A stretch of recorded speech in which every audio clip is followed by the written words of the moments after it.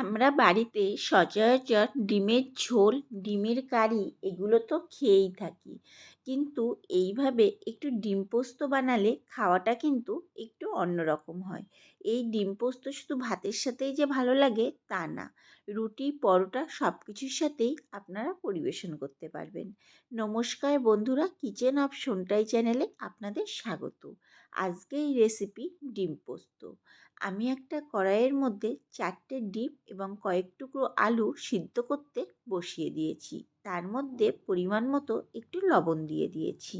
এখন কড়াইটাকে 7 থেকে 8 মিনিটের জন্য ঢেকে দিচ্ছি। 7 থেকে 8 মিনিট পর ডিম এবং আলুগুলোকে আমি অন্য পাত্রে তুলে একটু ঠান্ডা করে নেব। দেখুন, ডিমগুলো ঠান্ডা হয়ে যাওয়ার পর আমি খোসা ছাড়িয়ে নিয়েছি এবং ডিমের গাগুলো একটু ছুরি দিয়ে কেটে কেটে নিয়েছি। এখন এর মধ্যে দিয়ে দেব পরিমাণ মতো লবণ এবং পরিমাণ মতো হলুদ। সামান্য পরিমাণ দিয়ে দেব একটু লাল লঙ্কার গুঁড়ো।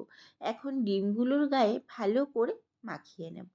আমার এখানে দেখুন ডিমগুলোর গায়ে ভালো করে মাখানো হয়ে গেছে।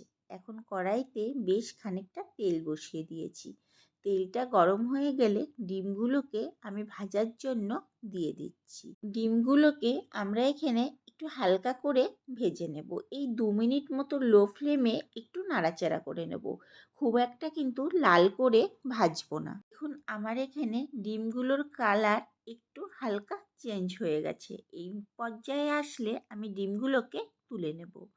ওই একই তেলের মধ্যে নুন হলুদ মাখিয়ে রাখা আলুগুলোকেও ভাজার জন্য দিয়ে দেব।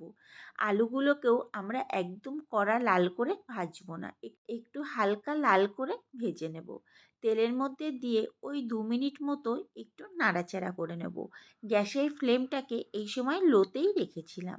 আলুগুলোকে তুলে নেওয়ার পর ওই তেলের মধ্যে মাঝারি সাইজের 2টো পেঁয়াজ কুচি দিয়ে দিলাম আর একটা টমেটো কুচি। এর মধ্যে দিয়ে দিলাম পরিমাণ মতো লবণ এবং পরিমাণ মতো হলুদ। এখন একটু নাড়াচাড়া করে নেব। গ্যাসের ফ্লেমটাকে লো টু মিডিয়ামে রেখেছিলাম। টমেটোটা গলে না যাওয়া পর্যন্ত এইভাবে নাড়াচাড়া করব। দেখুন, টমেটোটা কিন্তু প্রায় গলে গেছে। আরও 2 মিনিট মতো ভেজে নেব। টমেটোর মধ্যে লবণ ব্যবহার করলে কিন্তু খুব সহজেই টমেটোটা নরম হয়ে যায়। 2 মিনিট ভেজে নেওয়ার পর এর মধ্যে দিয়ে দিলাম 1 চামচ আদা গ্রেট। আদাটাকে আমি আগের থেকে একটু গ্রেট করে রেখেছিলাম। আর দিলাম হাফ চামচ কাশ্মীরি লঙ্কার গুঁড়ো আর হাফ চামচ ধনের গুঁড়ো। এইদিকে মশলাটা কষা হতে থাক, অন্যদিকে একটা মশলা করে নিই। এখানে আমি 2 চামচ নিয়েছি পোস্ত, 13-14টা নিয়েছি কাজু বাদাম আর একটা কাঁচা লঙ্কা। এখন মশলাটা পেস্ট করে নেব। এইদিকে এই মশলাটা থেকেও বেশ ভালো করে কিন্তু তেল ছেড়ে গেছে। পেঁয়াজ আর টমেটোটা খুব সুন্দর গলেও গেছে।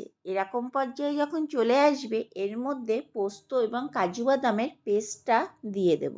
এবার গ্যাসের ফ্লেমটাকে লোতে রেখে ভালো করে নেড়ে নেব। মশলার বাটিটা ধুয়ে সামান্য পরিমাণ এখানে জল দিয়ে দেব। এখন ভালো করে সব কিছু কষিয়ে নেব যতক্ষণ না মশলা থেকে ভালো করে তেল ছেড়ে না যায়। আমি এখানে সব মশলাগুলোকে 6 থেকে 7 মিনিট কষিয়ে নিয়েছিলাম।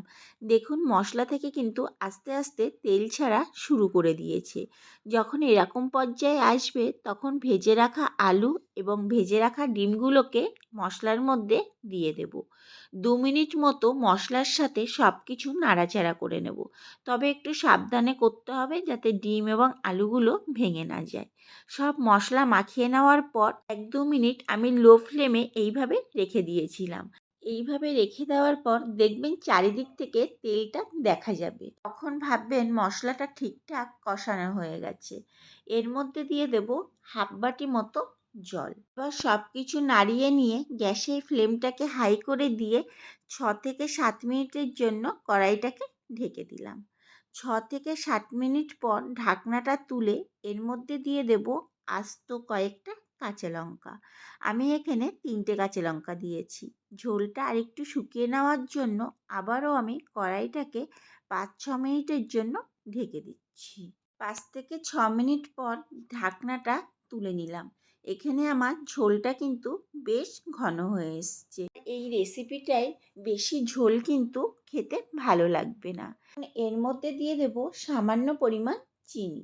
মিষ্টিটা আপনারা আপনাদের স্বাদ অনুযায়ী ব্যবহার করবেন। আমার এখানে রান্নাটা কিন্তু হয়ে গেছে। আপনারা যদি ধনেপাতা খেতে আমার মতো পছন্দ করেন তাহলে সবশেষে দিয়ে দেবেন একটু ধনেপাতা কুচি। এটা অপশনাল, আপনারা চাইলে নাও দিতে পারেন। এখন সব কিছু মিশিয়ে নিয়ে কড়াই থেকে নামিয়ে নেব। আমি এখানে পরিবেশন করার জন্য একটা বাটিতে তুলে নিয়েছি। তৈরি হয়ে গেল খুব সহজ পদ্ধতিতে ডিম পোস্ত রেসিপি। এই রেসিপিটি শুধু গরম ভাতের সাথেই নয়, আপনারা রুটি, পরোটা সব কিছুর সাথেই পরিবেশন করতে পারবেন। খেতে অপূর্ব লাগে। আমার এই রেসিপিটি ফলো করে একবার হলেও বাড়িতে তৈরি করে দেখতে পারেন। আশা করি আপনাদেরও খুব ভালো লাগবে।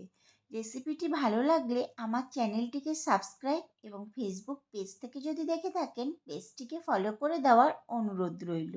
দেখা হচ্ছে নতুন একটি ভিডিওতে।